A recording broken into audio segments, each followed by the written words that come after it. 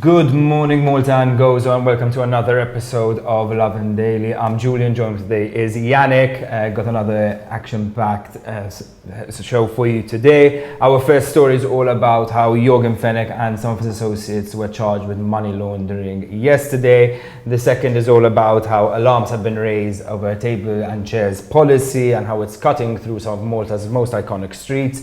The third story is all about how an inquiry into absent students' exam results finds no foul play.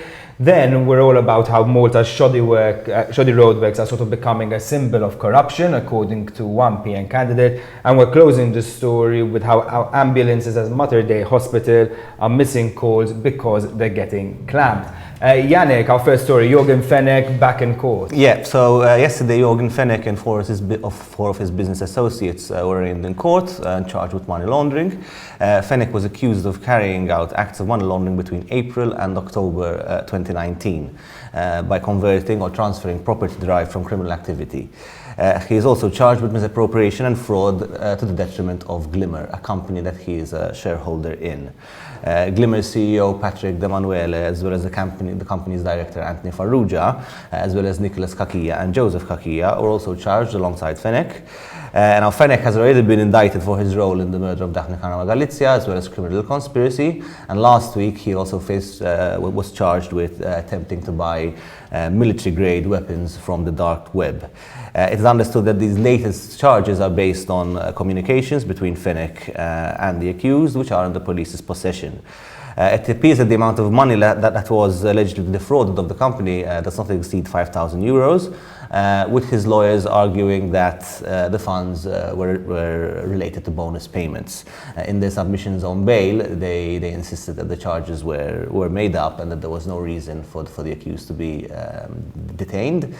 Despite this, the court denied their request for bail and they were transferred to the Coronino Correctional Facility. Yeah, no, Jorgen Fennec, back in court once again, right? Facing, money laundering charges now, But, what's really starting to concern me, right, is that this is almost at the tip of the iceberg, right? We're just getting started, on maybe, some of the financial dealings, the dodgy financial dealings of Jorgen Fennec. However, there's so much left to go, right? We've got corruption allegations, 17 Black, Panama Papers, so much stuff. That we really need to start, exploring. And at the moment, it just seems a little bit like we're scratching the surface, don't you think? No.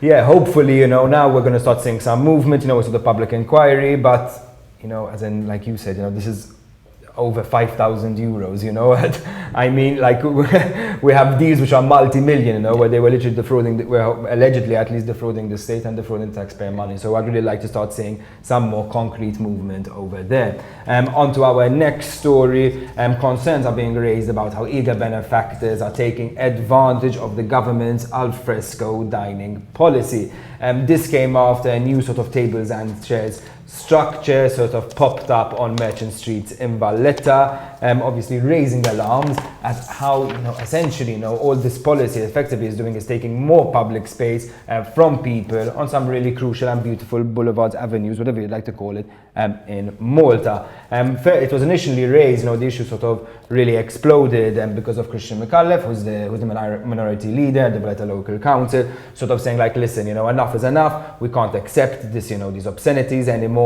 And literally, there's like sort of a limit to everything at this point. McAuliffe wasn't alone, to be fair. Even Alfred Zamid, the local council's mayor, sort of spoke up. Claudio Grech as well, spoke up about, saying like, at the end of the day, this is when, we need to show how, residents' needs, residents' concerns should always come first. Now, the applicant behind this table and chairs, the AX Group, sort of defended the practice. They said, listen, we applied for it, no objections were raised, and it was approved. And while they are right, and to be fair, listen, it should be made clear, these tables and chairs aren't just the only one, along the street. The entirety of Merchant Street, practically from top to bottom, is plagued by these tables and chairs. Like there are parts, literally you have to walk on the side. Republic Street is getting just as bad, and even the side streets sort of surrounding the area. I mean, Straight Street, they're all almost single files by all the space these are taking. And while AX, might have, you know, a point, you know, at the end of the day it was applied for, it was approved, you know, and everything. It actually really raises, you know, concerns about the policy itself. Like, what kind of policy did the government introduce where all the public spaces we have left, because we have so little, are just being gobbled up. Now, I do understand, you know, it is nice to eat outside. I love to eat outside, especially in summer and whatever, but we should start having at least, you know, some kind of appreciation for our beautiful streets. I mean, this isn't just some side street in Valletta. This is Merchant Street and Republic Street. These are the two main boulevards, two main avenues, you know, of Malta's capital city, which is a UNESCO heritage site. And rather than appreciate it, we've almost turned into a food court at this point. Yeah, I think ultimately there needs, like everything else, it's a matter of balance. As you said, I think everyone enjoys occasionally sitting down and having a coffee or lunch outside. But obviously the needs of residents need to be kept in mind. So in this case, perhaps it could have been smaller, perhaps it could have been planned better. Hopefully this policy will be amended and altered to kind of reflect what it is that people desire. Our next story is about an inquiry held into the allegation that marks given to absent students by teachers were changed by officials at the Education Ministry. The inquiry found that there was no foul play, though the Teachers' Union has raised concerns about the inquiry's objectivity. The inquiry was led by retired judge and former Labour MP Philip Shibarras and was ordered by the Education Ministry last July after allegations by the union that marks given to students by teachers had been altered afterwards. The union had claimed that this was happening with school year 11 students, forcing the ministry to order an inquiry. The inquiry found that the process through which these marks were changed was made public, was announced through a number of circulars, and that the system was introduced as a result of the COVID-19 pandemic so that students who could not attend school could still get a school leaving certificate. Despite the inquiry's findings, the union said that it, as we said, had reservations about the objectivity of the inquiry. It also said that the inquiry had confirmed that the marks had been changed and that teachers weren't consulted. In fact, it said, like, when it came to the inquiry, it was forced to object to the manner in which proceedings were being handled on a number of occasions. And they also added that the fact that the inquiry had outlined 9 recommendations showed that the MUT's scrutiny of the ministry was justified. It seems like we're always going, this is cat and dog. Yes, I mean, just another week and another union and government department at each other's throats. You know, I'm starting to find it even funny, you know, like even reports and inquiries, you know, they still have a way to argue about it, right? You know, they can never sort of reach a compromise themselves. On the case itself, obviously, I have to, like, you know, get more into the details of it, but you know, even I remember sort of this being discussed quite openly, you know, about how the mock exams and stuff. Like, I remember it actually starting. So, I mean, now that the report has been published, let's just let the bygones be bygones and actually start working together on schools reopening and stuff like that. More pressing issues the Education Ministry should actually be dealing with. On a side note, just a little bit a joke, but you know, yet another COVID-19 regulation, right? That's created some confusion. On to our next story. So, shoddy roadworks in Malta are under the microscope after PM candidate Mark Anthony Sammoot raised the alarm at how, you know, many new roads are simply not being, you know, constructed properly or effectively and having to be redone, you know, by contractors who are just not living up to their side of the bargain. So Mark Anthony Sammoot uploaded a video on social media, speaking from one street in Gozo where he is a local councillor. Now that street, Santa Catarina, basically has been paved and upended numerous times because of shoddy works underneath it, you know, with I think the video, you know, showed at its present state, the road completely ripped up, a water pipe sprouting out everywhere, wetting the entire road.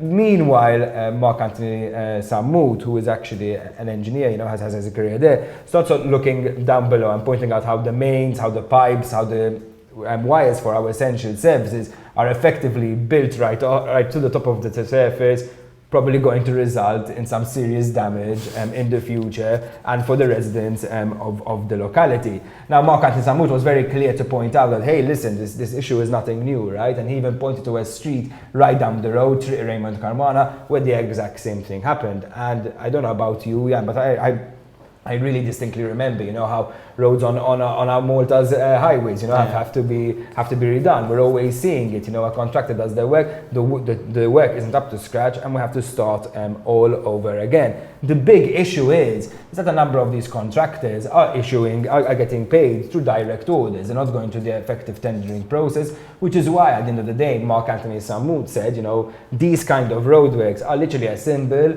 of corruption in Malta. About how people are getting, backhanded deals where they're simply not up the task. And remember, everyone out there, there's 700 million euros up for grabs as part of the investment into Malta's infrastructure. We can't just let that money go to waste, or in some cases, go to incompetent people who are simply not doing their job correctly.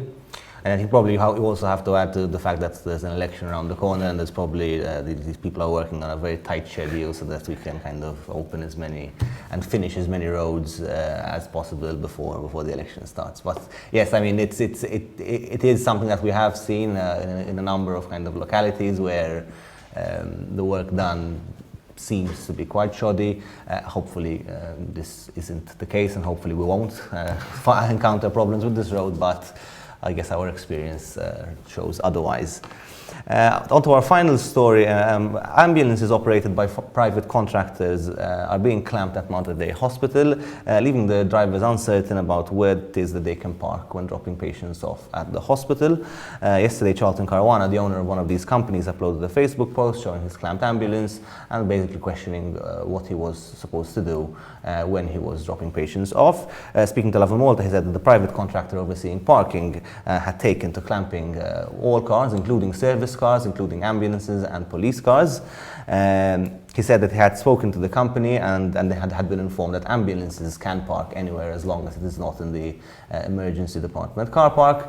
Despite this, however, I mean, they parked elsewhere, but were still clamped. Since we published the story, other ambulance operators have also gotten in touch with photos of their clamped ambulances.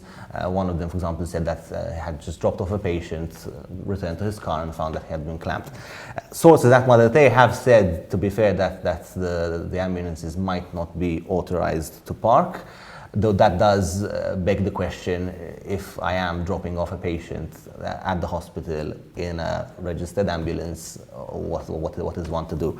Lovin Malta has reached out to the Health Ministry and will hopefully have a clear explanation later today, so stay tuned for that. I mean, to think an ambulance would park in an emergency car park when dropping off their patients, I mean, it's really just, shows that sometimes, private interests really don't care about whoever is coming into hospital, whether it's an ambulance, a policeman. Where actually, sometimes, listen, I understand, maybe there might be some circumstances where, let's say, this ambulance has been there for 5 hours, but really, there has to be absolute reasonableness from the security team over there. You can't just be camping ambulances that are really there to go help Maltese patients. Imagine like an ambulance service driver literally needs to go save someone. He goes out and he finds that his car is clamped, and they have to sort of start all over again and see how to solve it. So really, let's hope the situation improves.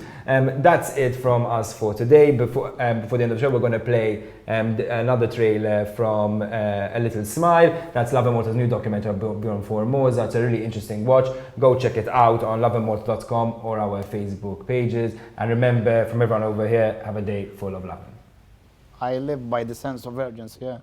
Life surprises you. You can do incredible things even without moving any muscle of your body.